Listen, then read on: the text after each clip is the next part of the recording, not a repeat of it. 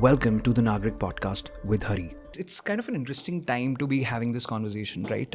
It's Jan of 2025. The winters in Delhi have been quite shallow. Certain counties in Los Angeles, which probably happens to be one of the most expensive real estate markets in the world, have burned down over the last few weeks, because of the wildfire thing. Texas, where I happened to spend a couple of years, and which was probably a hot, area, in the United States, is seeing a winter storm and seeing, a lot of snow as well. Why are these events happening in different places of the world at the same time? How should we make sense of all of these events? These are manifestations of climate change, and that's exactly what it's supposed to do. Because, see, what is happening is this whole global warming has got some extra energy into our planet, right? And that energy is being redistributed, and it gets redistributed through wind and ocean currents, right? And as these winds and ocean currents are moving, their interactions with local situations in various geographies are changing, right? And that is what is causing all these aberrations that we are seeing. For example, if you talk about California, one of the major reasons for the fires there are the Santa Ana winds, which, because of the high pressure in the Nevada desert, uh, rise up from there and move towards California. These are very dry kind of winds, right?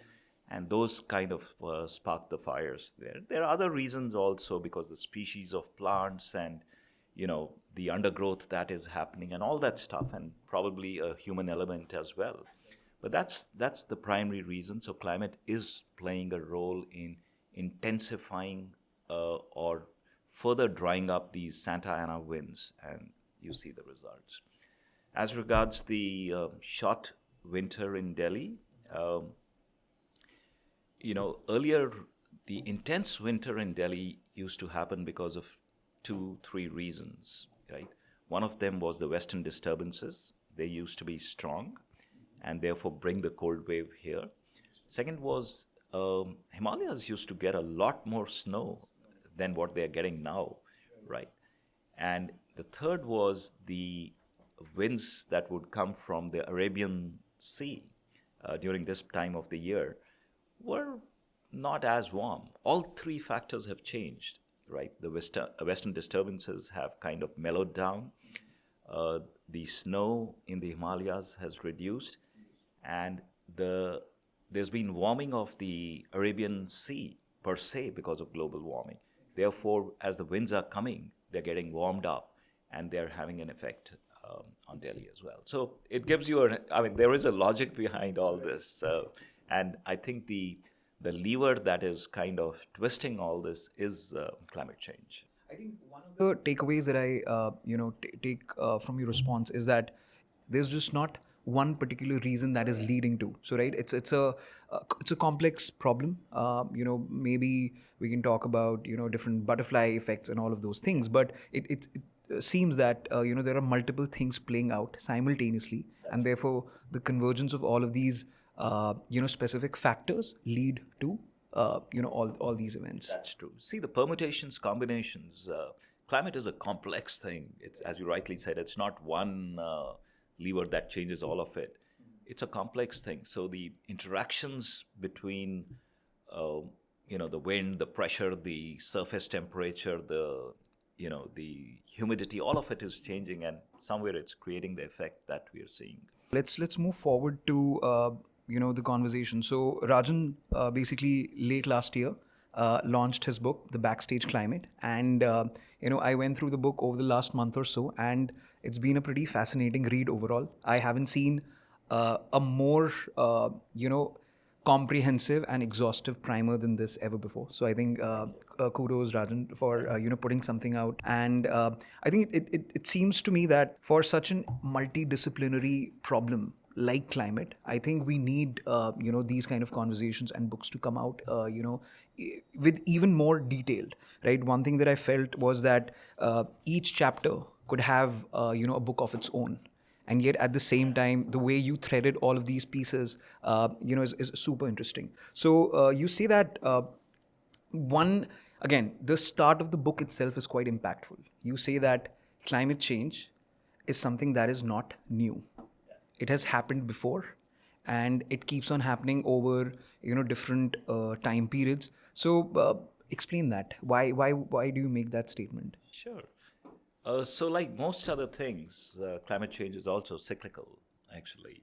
Uh, if you look at the climatic history of our planet, then ever since its start, it's been going through these cycles where at one end it becomes extremely hot, and at the other end it becomes extremely cold, almost a ball of ice, and back again.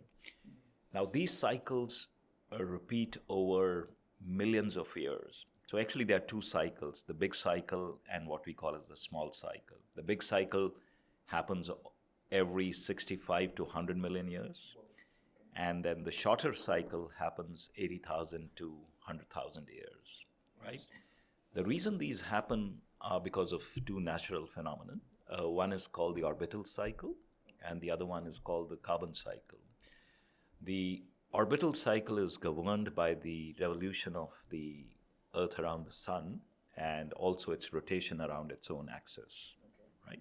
And there are certain permutations and combinations within this, wherein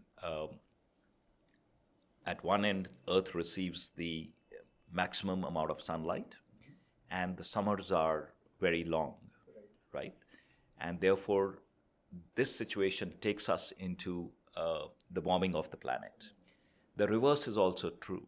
When the Earth is very far from the sun, and our poles are or our North Pole is twisted or bent away from the Earth, away from the sun, so the Earth receives very little sunlight, and the summers are very short. So what happens? Whatever snow falls during that period doesn't melt, and over years and decades and ages, it starts accumulating and takes us into an ice age, right? So that's the orbital cycle. There's more to it, and I think the book explains that. The other phenomenon is the carbon cycle, right? The amount of carbon in our planet's, the Earth's system is fixed actually, but it keeps moving between the atmosphere, the biosphere, the geosphere, and the hydrosphere, which is the ocean, right? When the carbon or its gaseous derivatives accumulate in the atmosphere, the Earth starts getting warm, and when they reduce, it starts getting cold. So now you take the orbital cycle and the carbon cycle, and again work out some permutations and combinations. There are times when both converge towards taking us into an ice age, and there are times when they both converge to taking us away from the ice age, right? Now, those are very complex calculations on time and other things. I don't think we should go into it right now. But these are the two things that govern, what happens to our planet naturally. But really speaking, as I mentioned to you about the carbon cycle, just like we take a blanket in the winters to keep ourselves warm, right? And what the blanket does is it doesn't kind of bring any external warmth to us. It makes sure that our body warmth doesn't escape and therefore keeps us warm, right? Same way, the Earth has a blanket as well. And this blanket is composed of what I just spoke about, carbon or its gaseous derivatives, or actually, broadly speaking, the greenhouse gases, right? They form a blanket around the Earth. And it's actually very useful to have this blanket, because if there were no greenhouse gases, the average temperature of the Earth would be around minus 18 degrees centigrade, minus 18, right? So we would be in a frozen land, right? It's thanks to the greenhouse gases and the blanket they have formed that they are keeping the warmth of the Earth within the system and not letting it escape. And therefore, today we enjoy a temperature of around 15 degrees centigrade, on the globe. The challenge is that the blanket is becoming thicker, very thick, actually, and very fast, right? And that's happening because of human intervention, because we humans have discovered this black gold, fossil fuels. We are also industrializing, and we are changing the composition of our land, right? All these things are kind of emitting greenhouse gases, which are going up, accumulating, thickening the blanket, and with the result, the heat is not escaping the earth, it's being retained inside. And that is what is causing discomfort, global warming, and climate change.